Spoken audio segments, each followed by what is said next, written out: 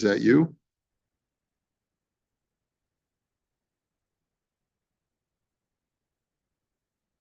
Harry, is that you? Are you listening to something? Oh, okay. All right. Okay. Okay. Okay. Does everyone have a handout? Okay.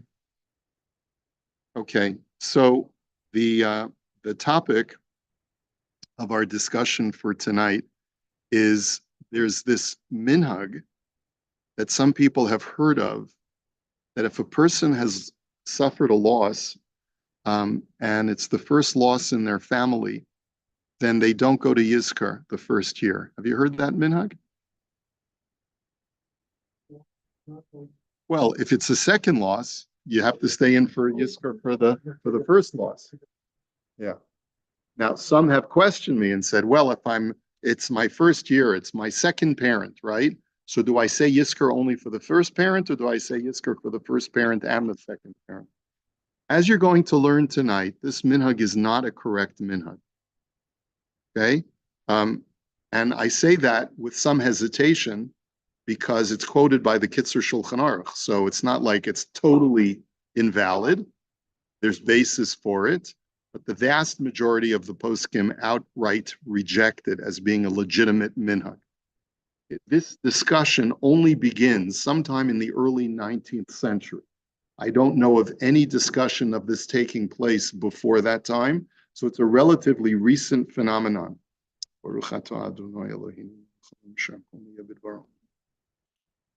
I just thought, by way of introduction, this sugya, we should actually note what the source of Haskaras Neshamos is, of making mention of the souls of our departed on many of the holidays. Why do we say Yizkor on the Yomim Tovim? There are two places where the Beis Yosef makes reference to the source of this minhag.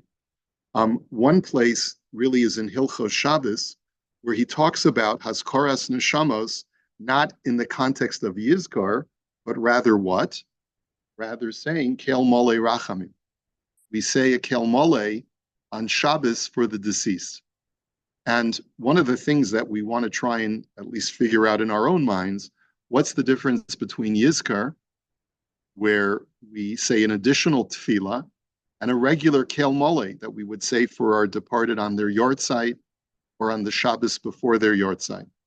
So if you take a look, the first one is in Siman Reish Pei Daled. The Beis Yosef says, Kasuv od b'shibole haleket. This shibole haleket is a rishon, that achar kriyata Torah, that after laning on Shabbos morning, nohagu lahazkir nishamot. The minhag is to say some kind of memorial for the departed. And to also bless those who engage in the needs of the congregation. Now, we don't do that anymore. When do we bless, or when do we say a prayer for the deceased? Yeah, but we also say it on Shabbos. When on Shabbos do we say it? At Mincha. We don't do it at Shacharis. It used to be, the minhag used to be to do a Kel Mole during Shacharis. We have a vestige of that in what? Avarachamim, which was really a tefillah that was composed for the martyrs of the Crusades.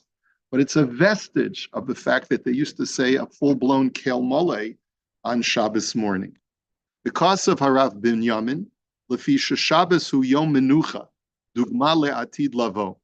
Why would a person want to make mention of the dead on Shabbos? What's the connection?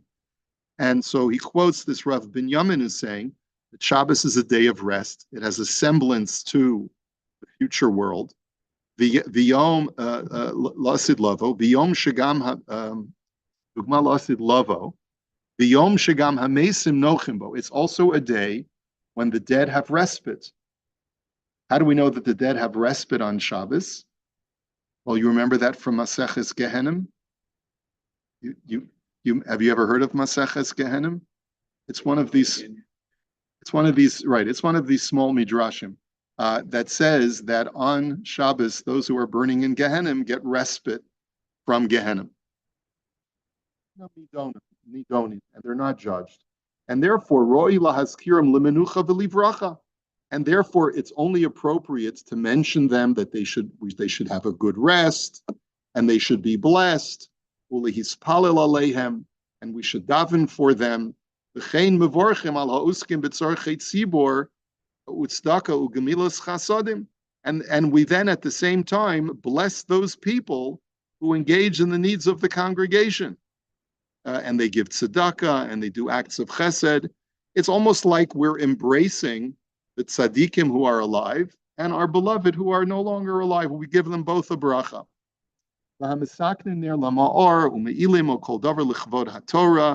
And all people who engage in making sure that there are candles in the shul, and there are mantalach, there are bima covers, and all of those other things that are necessary for kavod haTorah.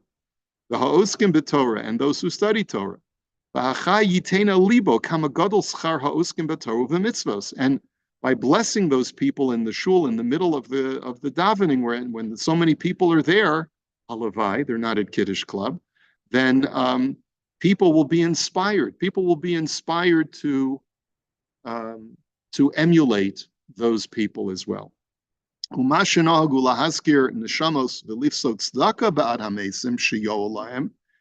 so that explains why we do a kel mole on Shabbos. But why do we also quite often make mention of the dead, which is the minhag of Yizkor, which is done less frequently, and that we pledge charity in their memory? So clearly he's talking about Yizkor. Matzasi b'shem harav Shner, shamati sheyesh bidrash. He quotes another Rishon named Rabbi Shner, who says, I heard that there's a midrash, quotes the Sifri, that says, Kaper la'amcha Yisrael, that when we pray to God, atone for your nation Israel, that's a reference to Elu hachayim. Give atonement to those who are alive.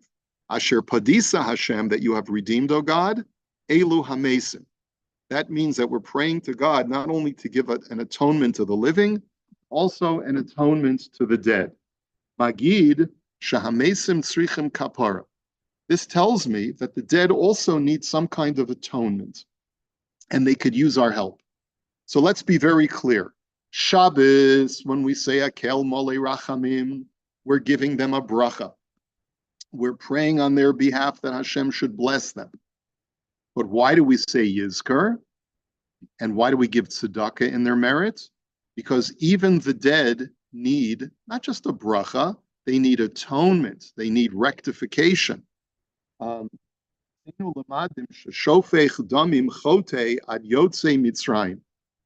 turns out, he's quoting this, it's a very cryptic language, that someone who commits murder can actually cause sin to reverberate all the way back to those people who left Egypt. In other words, a sin, let's say, of a descendant can negatively impact an ancestor even when they're dead.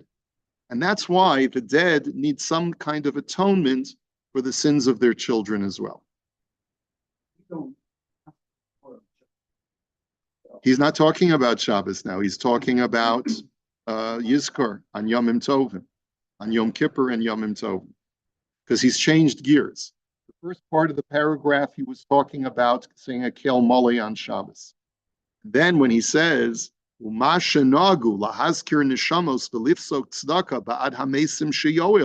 other minhag, to do a full-blown Yizkor and to pledge charity for the dead, not on a regular Shabbos, but on those periodic times when we say Yizkor, that's because they need a kapara.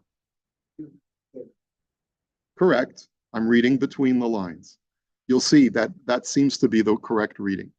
V'nira dalzeh samchu ha'olam b'had amrinim perakama d'kiddushin omer harei ani kaporas mishkavo toch yud beis chodesh. And that's the reason why the Gemara says that when you recall a deceased parent within the first 12 months, you say hareini kaparat mishkavo. I am hereby the atonement of his demise. Meaning you acknowledge that my parent may need a kapara. May my behavior bring kapara to my deceased parent. Okay? Shemamina demitkaprim hametim b'chayim begufam. So we see that the dead can receive some kind of tikkun or kapara through the actions of the living, or through their money, through their tzedakah donations. That cryptic language, Beis Yosef just says, Nira dehachi perusha. Shehahoreg hazeh megalgel ba'avono chet va'avon afilo otem shemesu me'oso hayom ad sheyatzu Yisrael mimitzrayim. That if a person does the opposite of acting righteously, and instead of acting righteously to bring merit to his ancestor, he acts improperly, commits murder and the like, then that person can negatively impact, that reverberates to all prior generations, going all the way back to the Jews who left Egypt. Yes, Archie.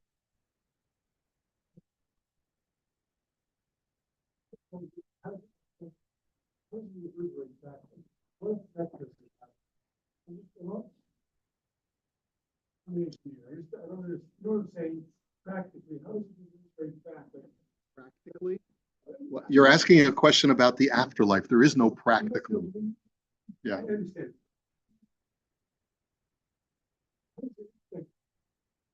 Theoretically, whatever, abstractly. It could be whatever. If I leave over a descendant who is an embarrassment to what I stood for, that will impact my neshama negatively. There's a Gemara about Rabbi Yochanan ben Zakkai that I was planning to say a couple weeks ago when we were learning about Rabbi Yochanan ben Zakkai, and I didn't have a chance. It's a Gemara in Brachos that says that when he was on his deathbed, Nichnusu Talmidav, his students came in and he began to cry, and they asked him, Rebbe, why are you crying? He said, I see two pathways in front of me, one of Gan Eden and one of Gehenna. Why should I not cry? So the Meforshim ask, first of all, Rabbi Yochanan ben Zakkai, you don't think you're going to Gan Eden? Come on, get real. And second of all, why did he only start crying when his Talmidim came in?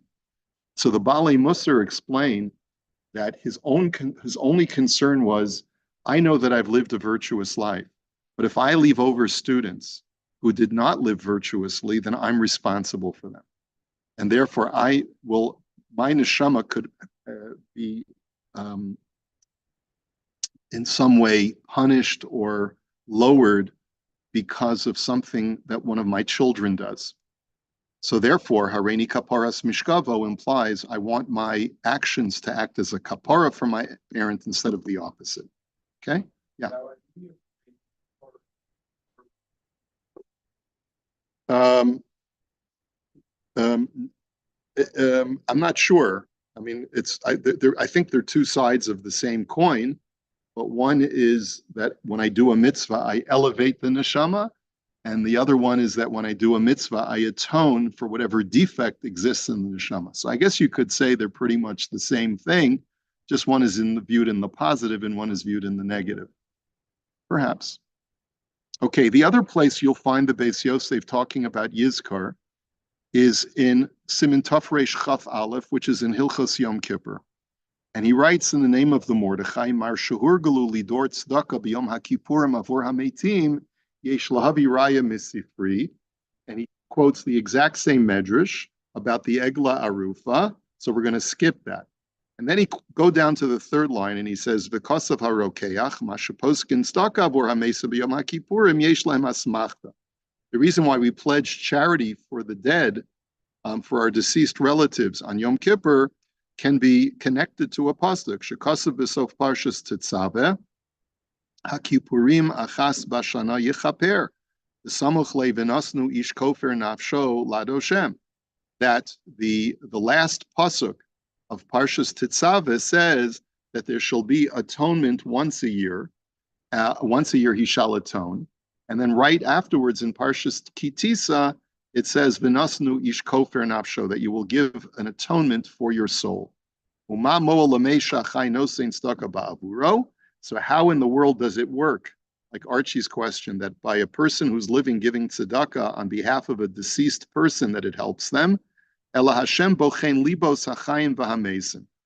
The way it works is that God examines the hearts of both the living and the dead. Im oso hames b'chayim hayanosein tzedakah. He says, if the person that I'm giving on his behalf, if he would have been giving tzedakah had he still been alive,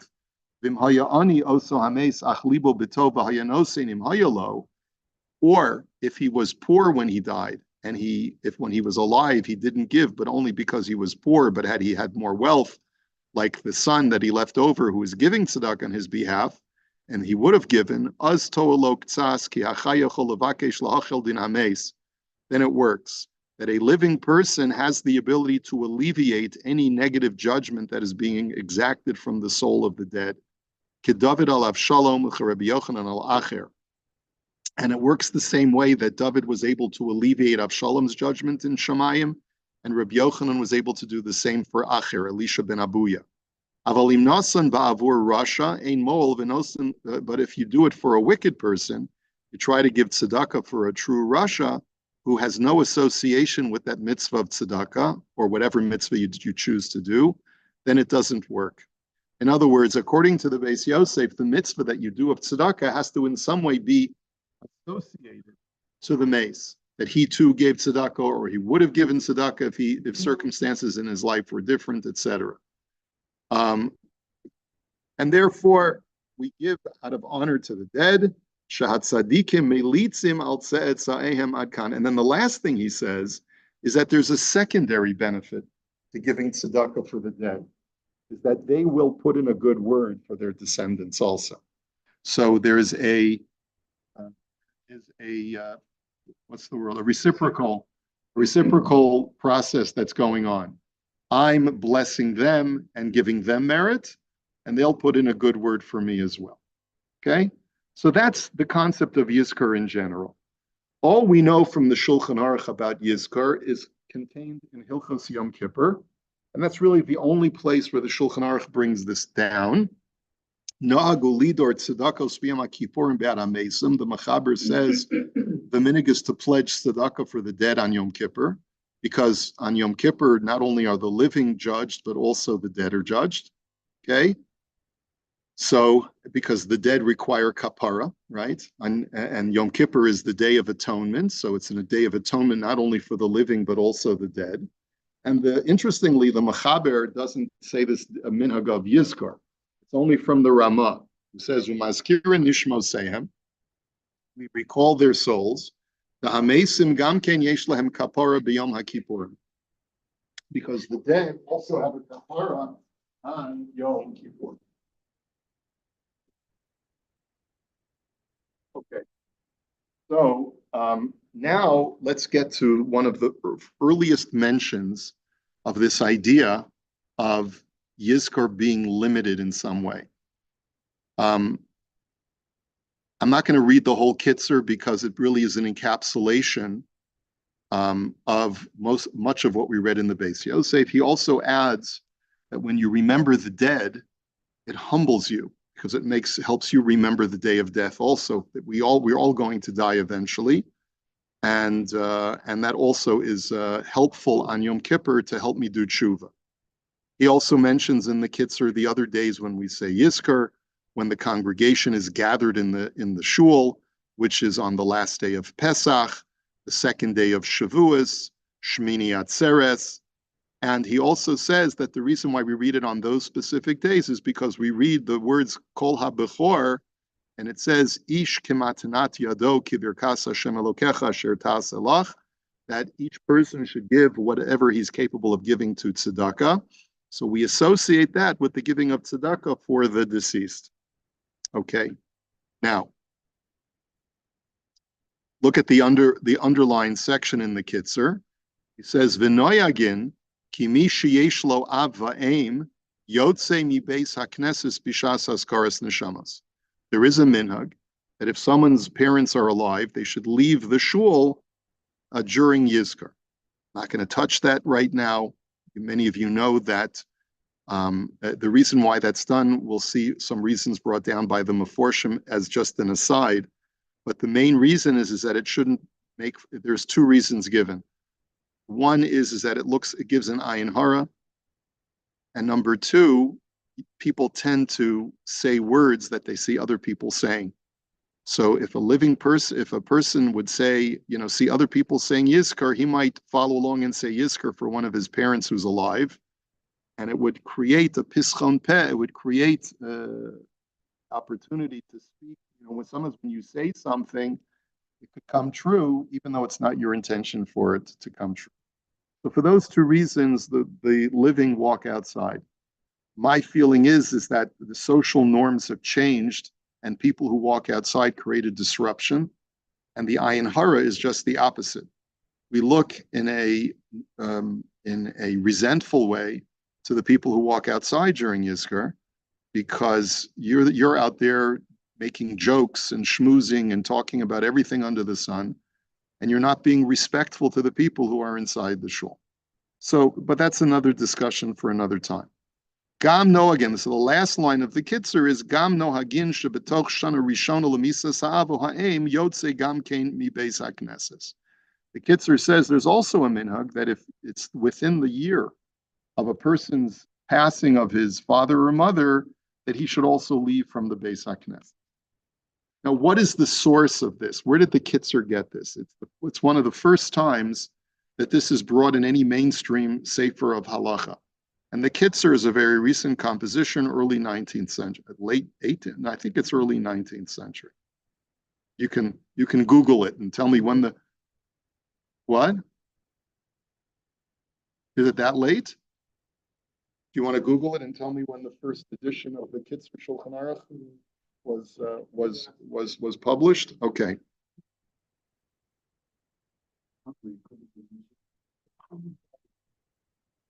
Well, what we're going to see now is what seems to be the source for the Kitzer citation, which is from a sefer called Kerem Shlomo, 1864. Okay. Very good. Okay, so it's relatively late into the 19th century. That's really the first time that I know of that this minhag is brought down. The Kerem Shlomo is written also in the 19th century from the Av Basin of Resnich in Hungary. I don't know anything. Anyone know where Resnich is? Okay. But anyway, he writes down the minhag of reciting Yizkor, and he writes as follows: B'shmini atzeres maskirin nishmosehen shel hamesim. On Shmini Atzeres, we say Yizkor. Uvemedino seilu maskirin neshamos rak dalid pa'am. And in our countries, our minhag is only to say Yizkor 4 times a year, and they are Yom Ha'achron Shel Pesach, Yom Beis de Shavuos, Yom HaKippurim, U'Shmini Atzeres, as we mentioned before. V'harama lo hevi rak b'Yom HaKippurim maskirin neshamos ayin simin taf reish chaf aleph. The Ramah, however, only brought down to say Yizkor once a year on Yom Kippur. He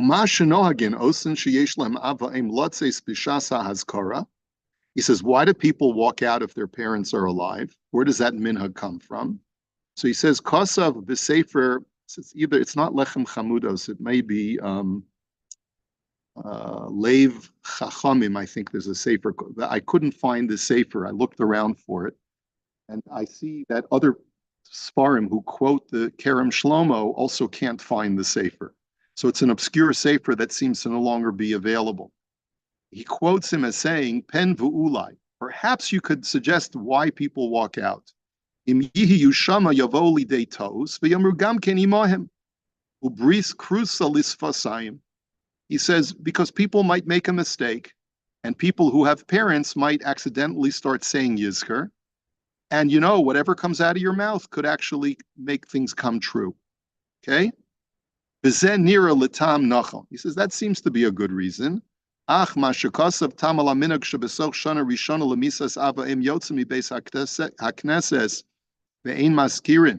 He says, but there are people who give another reason why people walk out during, even if a parent has died, but it's within the first year. He says, why is that? Mishum sheyizkor osam Elokim va'agav kain yizkor osanu imohem letova bischusam. He says, do you want to hear the reason why you should walk out during the first year of the Ptira? He says, because part of the reason why we say, may God remember my mother, my father, is because we want Hashem to remember us kindly together with our deceased parent.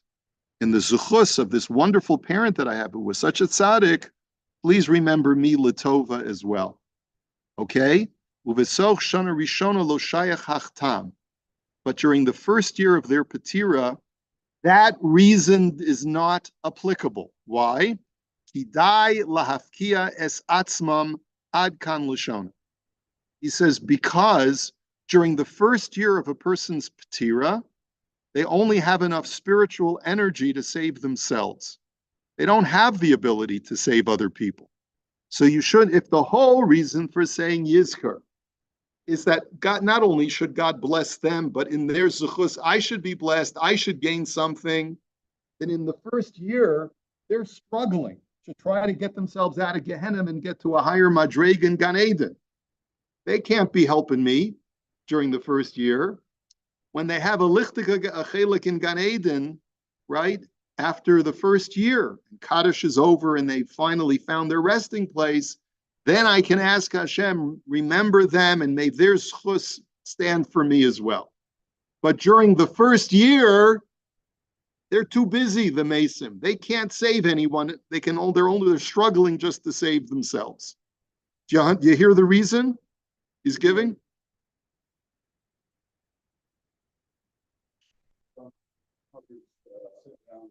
Body, it doesn't depart from the body until the Seder.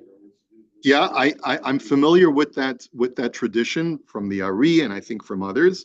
That's not brought down as the reason. Okay, but it's a nice. It could be somewhere someone says that, but I haven't found that associated with this minhag. So the Kerem Shlomo, however, says ein nachon be'ena. That doesn't seem right. What do you mean? My parent is not going to watch out for me because he's too busy trying to fend for himself. That doesn't sound right. He says, "V'yoter nirali liyashev haminhag al pima deisa b'maseches brachos daf nun ches amud beis." That it seems to me that there's a better reason why people walk out during the first year. Gemara tells us that Omar Rav ein hameis mishtakeach min halev ela la'achar shnei masar chodesh. That a mace, you don't really forget the anguish of losing a loved one, a parent. It takes 12 months to forget their loss. Shenamar nishkachti kameis milev ayisi sichli oved ayin sham barashi. And I says, I refer you to the pasuk that's quoted. Take a look at Rashi over there. V'nifleis be'enai al bala machaber p'nei Moshe b'maseches bava metzia. He says, I'm just going to skip because he doesn't understand why didn't he quote the Gemara itself. And then let's see, V'im kain. Just skip to the last three lines. He says, V'im kain yesh lomar demishum hachi tiknu sheyelchu ha'avelim b'nei yud beis chodesh al av v'aim hachutza. That would be the reason why our rabbis told people who just suffered a loss and it's not yet 12 months, that they should go outside. Why? Shelo ya'oreru evlam bevechi uvitza'aka. Because they're so the memory of their loved one is so fresh, the loss is so fresh, they may get overly emotional in the middle of shul. They're going to start crying. They're going to start, weeping. And they're going to stare the other people that are present. V'gam lahem yagia hefsed lihisabel biyom tov v'nachal. And it's also going to spoil their Yom Tov as well. And he says, this to me is the correct reason why there's such a minhag for people to walk out during the first year. Now, that's a great shtickle, but I want to tell you that the vast majority of poskim disagree. The Sukkos Shalom is a das yachid. He is cited by the Kitzer, because maybe the Kitzer was also from Hungary, if I'm not mistaken. And so it could be it's an Ungarische minhag, but it was localized. And all of the other poskim are very much against this, saying that it's not sourced properly, there's no basis for it. And before we see the Sefer Sukkos Shalom, I'm just going to show you two quick, very short Piskei Halacha on page 3, so that you should get an idea. One is from Rav Moshe, this the last source that we have for the evening. It's a very short shtickle. Rav Moshe says, "Im la'azkir neshamos b'shana rishona." is it appropriate to say Yizkor if you're within the first year of the Petira? And Rav Moshe writes, B'shana Rishona, Yesh Makomos She'ein Maskirin B'shas Azkoros Neshamos Elu, Sha'adayin Hu B'soch Shenasim. So those people who are within their first year, many of them have a minhag to stay outside for Yizkor. Ula'anias Daiti Ein Ze Din Minhag. This does not even have the status of a minhag, this practice. Af She'ika K'tzas Ta'am, She'ula Yeshlachu She'yivke Me'achar She'enu Mishtakech Min Halev Arachar Yud Beis Chodesh. You might give a logical reason for it, that maybe people will start crying in shul excessively because the wound, the loss is so fresh. He says, but if by that argument, you should make a decree that a person who's an Avel cannot recite Kaddish on Shabbos and Yom Tov. I've seen many people cry in the middle of Kaddish, and it happens. But you know what? People know how to comport themselves. Even if it's the very beginning of the Aveilus. And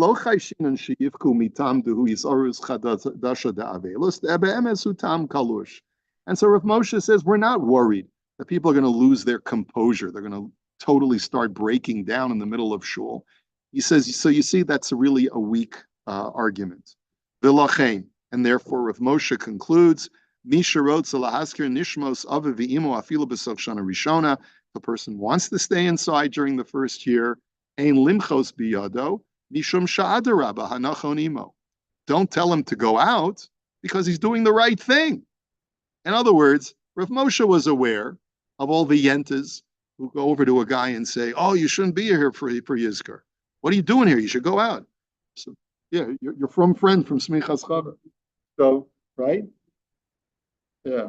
Oh, you shouldn't be here. No. Trust me. I know from the altar high, right? You shouldn't be inside. So Rav Moshe says, no, ein limchos biyad. Leave the guy alone. He's doing the right thing. Okay? Now, take a look at the Gesher HaChaim. He says the exact same thing. Pashatu. Gesher HaChaim also, again, modern day, 20th century, Posek Rav Tukachinsky, who wrote the authoritative sefer on Hilchos Aveilus and practices of mourning in Eretz Yisrael. He says, Pashatu shegam b'shana harishona liptirasu mazkirin nishmasa. It's clear, it's Pashut. And he says, yes, I know that there are people who have given reasons to stay out. Yesh nostim lazet ta'amim klushim acherim. Some people give other weak reasons for it.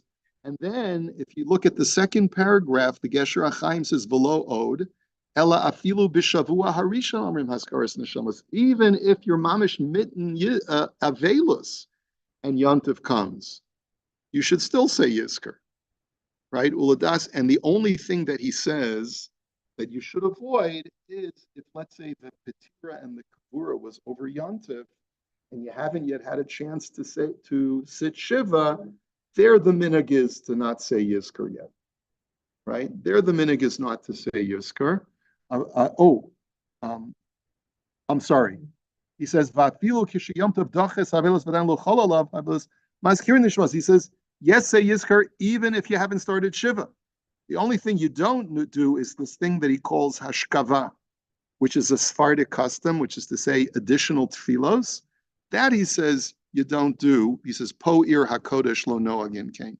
In Yerushalayim we don't do that if the shiva hasn't started yet.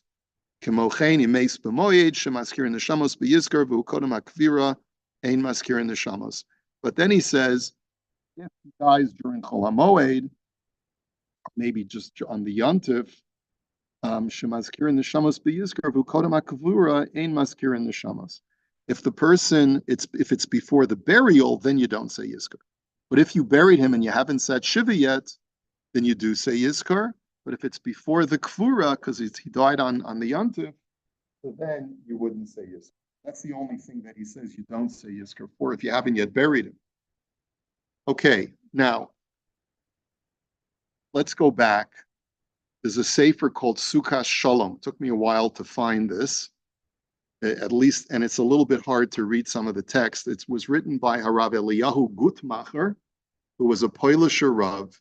See, a little bit, you got some of the fights between the the Galicianers and the Hungarians, right? In other words, they're clashing it out. It's a clash of minhagim. So, but this Rav Eliyahu Gutmacher is vehemently opposed to this minhag of walking outside during the first year. He says, Rabim noagim sheina mazkirin es avoseim shemeisu toch hashana, shemazkirim neshamos b'yomim tovim v'yom ha'kippurim. He says, there are many people that I've seen that go out if it's within the first year. When we say Yizkor on Yom Tov and Yom Kippur,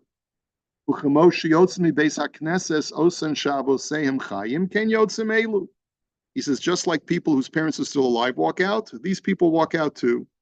He says, listen to his language. He says, this is like you're stealing from the dead if you do this.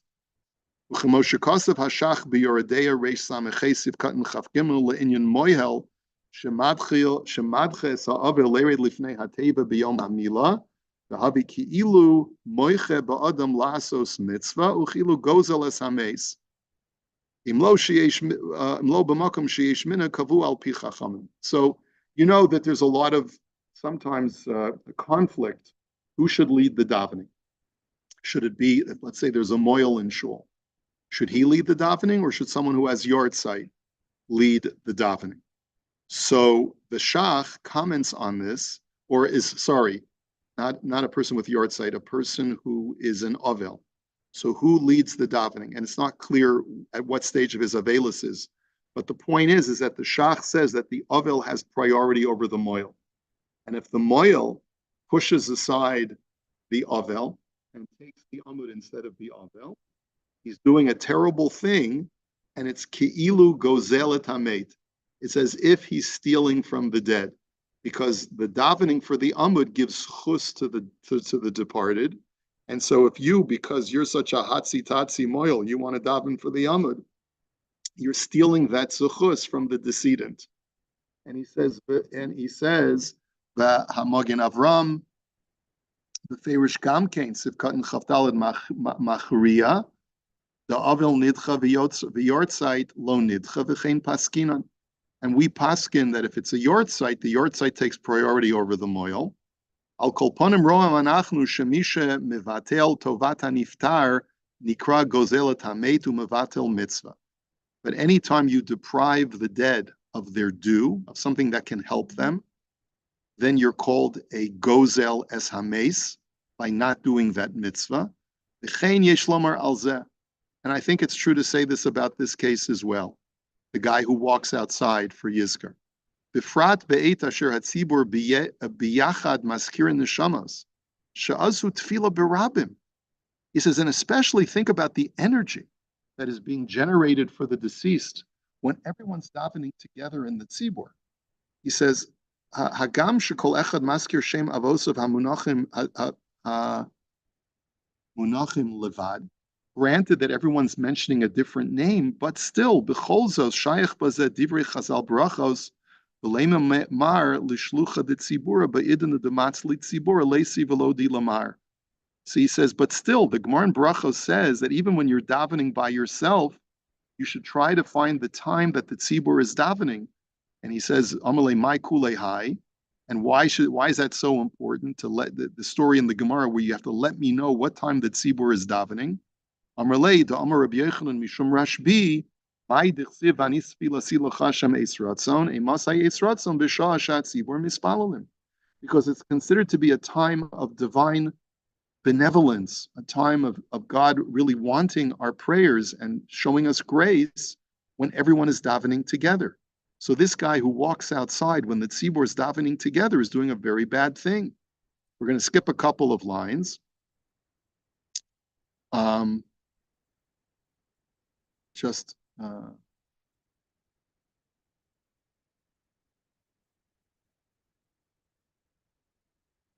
He says, Al Kolpanim, if you go to the line which starts with the abbreviation Ayin Chaf Pei, Al Kolpanim Yod Seilanu Misvara. And therefore, however you're going to learn that Sugya, there's definitely a benefit to communal prayer. And therefore, just by logic alone, im osin kel moli rachamim lahaskir neshamos b'chol shana, kiven she al kolpanim be'es kenisas rabim she'es es ratzon, aval eno dome kinesia kazu be'eshem askirin neshamos, she'az kol hatzibur maskirin letovis avosehem umenadrin tzedakah ba'adam. He says it's even on a higher madrega of a communal prayer when everyone's saying Yizkor together and donating or pledging charity. V'ani noheg atzmi gam ken lidor tzedakah, v'gam lilmod mishnayis k'fi ha'ola be'esahi lilvavi kama prakim o kama masechtos ba'adam. And it's not clear whether he has parents at the time when he's writing this, but I too pledge tzedakah during Yizkor. And I too commit myself to study mishnayis and to learn whatever I can, to learn various masechtos for the dead. And I dedicate my learning to them and that they should get the zuchus of my learning. He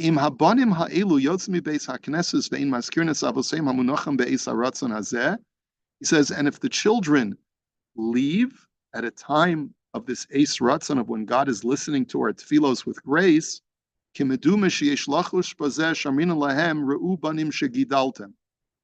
as if, he says, I am concerned that the dead will be shown in Shamayim, and they'll be shown, he says, look at these children that you raised. He says,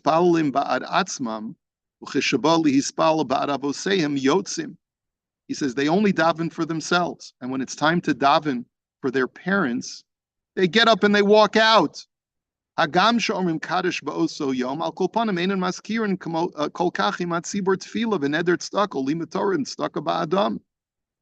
says, I grant you, they're saying Kaddish, but they're not doing that communal effort and pledging charity on behalf of their parents.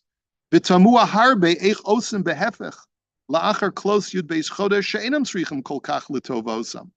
listen to the logic he gives. He says, it's astounding to me. When do our parents need us the most after they've passed away? They need us during the Yud Beis Chodesh. This is where they're finding their place in Shamayim. And we abandon them at the time when they need us the most? He says, and only after Yud Beis Chodesh, after they find their final resting spot, that's when we say Yizkor? He says, Hare she'enam tzrichim kol kach litovasam azkirin osam, uvesoch Yud Beis Chodesh asher oz mitzapa haneshama le'ezer, bin asher hinichu achareihem lahakal mehem hadin, ein mazkirin osan bichlal hatzibur. He says, when the parent needs the child the most, because they're going through heavenly judgment during the first 12 months, the child abandons them. Halo yesh liros shekasav hamagin avram kishemevorchem hachodesh ein mazkirin neshamos rak lemisha nikvar ba'oso shavua. He says, look at, just as an example, what the Magen Avram writes. The Magen Avram writes that when we say Birkas HaChodesh, we don't say a Kel Molei Rachamim in Shul when we bench Rosh Chodesh in the morning, when the minhag was in the morning. What's the exception? If a person died that week, then we do say a Kel Molei for them, even if we're benching Rosh Chodesh that day. He says, why is that? He says, Shahaya Hamina Kasher Ad Od Atahu Bekilos Rabo Shemaskin Bekel Malei Rachmi Machar Kriyas Ator Nishmasu Shiyatsu Ba'osa Shana. He says, because there used to be a minhag that on Shabbos morning they would say a Kel Molei. And that's what the Magen Avram is talking about. V'zeu kavanas harama Hasham mazkirin neshamos. Ucheshem mevarchim hachodesh ein mazkirin. Because of alavush hatam mishum miyos tov al tikra ra u'b'chol zos. He says, and the reason is that despite it being a day of joy, but you have to help the person who needs the hazkara the most. B'chol zos l'shemeis ba'oso shavua sha. Hamidas hadin matuach alav harbe ein mevadlin. Nonetheless, even though we're not supposed to put a damper on benching Rosh Chodesh by remembering the dead, but if a person died that week, we dafka do say a kel mole, even though we're putting a damper on things. But he needs our prayer more because he just recently passed away. Alma dechol yoser shehamidas hadin matuach yesh lihitpalel yoter ba'ado. So the more that the Midas Hadin is coming against this person in Shamayim, the more he needs our prayers. Asher bishvil zos hema haminhagim b'dechiot hashiva l'sha'ar havelim v'ashloshim kodmim la'evel yud beis chodesh la'evel yud beis chodesh. And that's the reason why the minhag is that if you have a number of different people who need to say Kaddish, who gets the Amud? The person who's closest to the Aveilus, the person who's in the middle of Shiva, he gets first priority. The person who's in Shloishim gets second highest priority. And the person who's in Yud Beis Chodesh gets third highest priority. Why? Because the closer you are to the Petira, the more your prayer is needed to help the Niftar. That's the argument. It's not, not because your mourning is fresher. It's because the mace needs you more. He needs you to daven for him more. Chen kol dinei ha'aveilus shemispalm k'fi mishpat haneshama u'meyayin boze shila hefech shebesoch yebeis chodesh boradin b'metzias mevatlin u'lachar yebeis chodesh mazkirin. He says, so where did this come from? The first 12 months when our parents need us the most, we abandon them, we walk outside. And then after 12 months where they don't need us as much anymore, we do say Yizkor. Mi lanu bal minhag yoter. Okay, anyway, he keeps going on for pages and tries to figure out how did this minhag, such an erroneous minhag, how did it get started? So a lot of Sfarim quote this Sefer Sukkah Shalom because it's like he's sharp, he's right, fiery in the way that he presents the hisnagdus to this faulty minhag. Now, the truth is, we saw two reasons brought in the previous sefer that there was that the Shulchan that the Kitzer quoted, right? We saw from what is it called, from the Kerem Shlomo.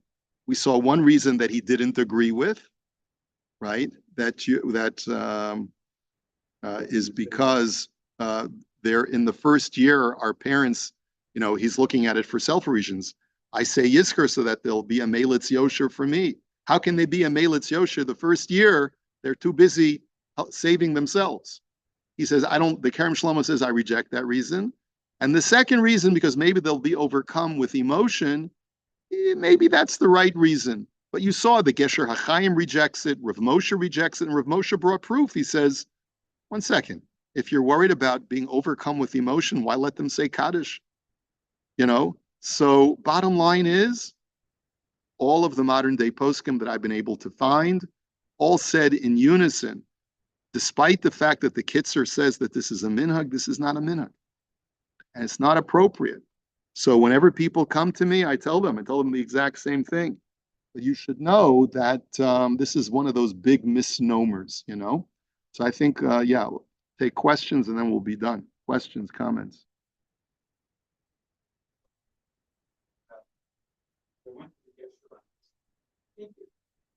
Goes on, it's not there, where he makes a difference. It's the reason that on the young person, you don't want the guy to start crying because he can involve other people. Yom Kippur, he said it's okay because we want people crying. Okay, if you find it, show it to me. We'll send out a rejoinder. But you see, the Sukkah Shalom, Rav Gutmacher, boy, he's ready to take on the world with his svara. Okay, we'll hold it here for tonight.